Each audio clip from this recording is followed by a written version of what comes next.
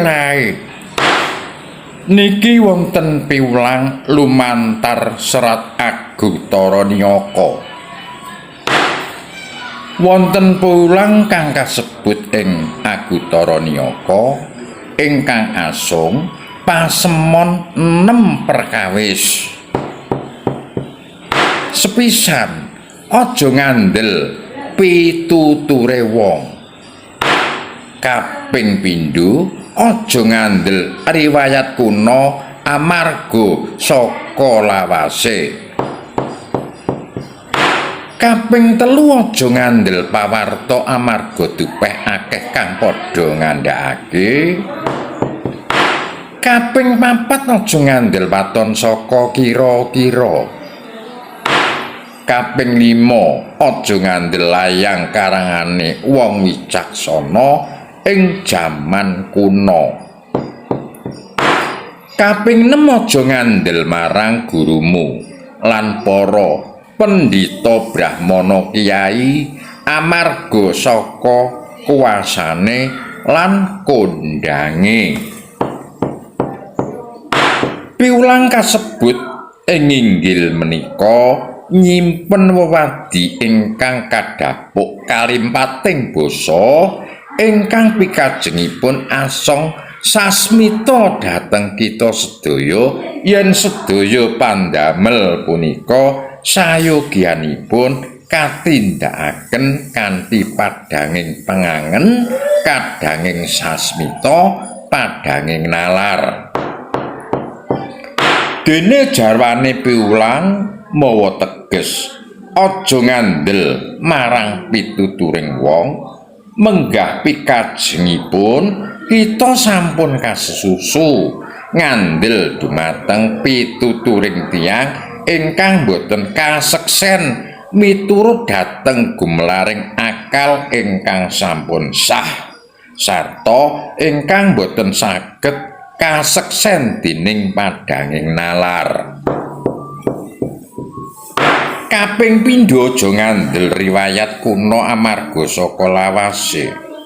Tegesipun tembung lawas menika luas. Lawas luas suwe lebet njlimet lebet surasane. Sagedipun kita ngandel inggih menawi kita sampun saged njajaki isine riwayat kala wau. Kaping 3 aja ngandel waton kira-kira sebab akeh wong kang padha ngandhakake pikajengipun sampun ngandel dhateng pawartosipun tiyang ingkang sampun misuwur cidra utawi tukang apus-apus senadyan maneka warna kasaguhane prayoga boten kapaelu kemawon. Kaping 4 aja ngandel mung waton kira-kira pikajengipun sekathahing pandamel punika sahipun menawi sampun wonten cehnanipun utawi nyatanipun utawi buktinipun. 5 aja ngandel layang karangane wong wicaksana ing jaman kuno.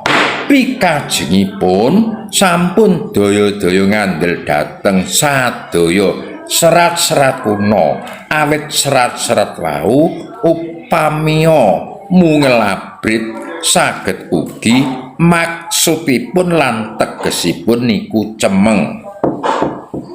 Inggih serat ingkang makaten punika ingkang kedah dipun jingleng arti lan tegesipun dene badaring pralambang kasebut inggih amung saking pangertosan kita pribadi.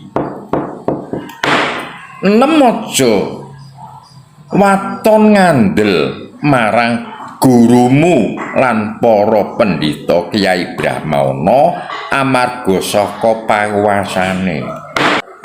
pikajengipun mrayitnani dhateng tingkahing para ingkang dados guru lan para pandhita ingkang mawi pepacak kang pamrih golek untung pribadi utawi kelompok lan golongane.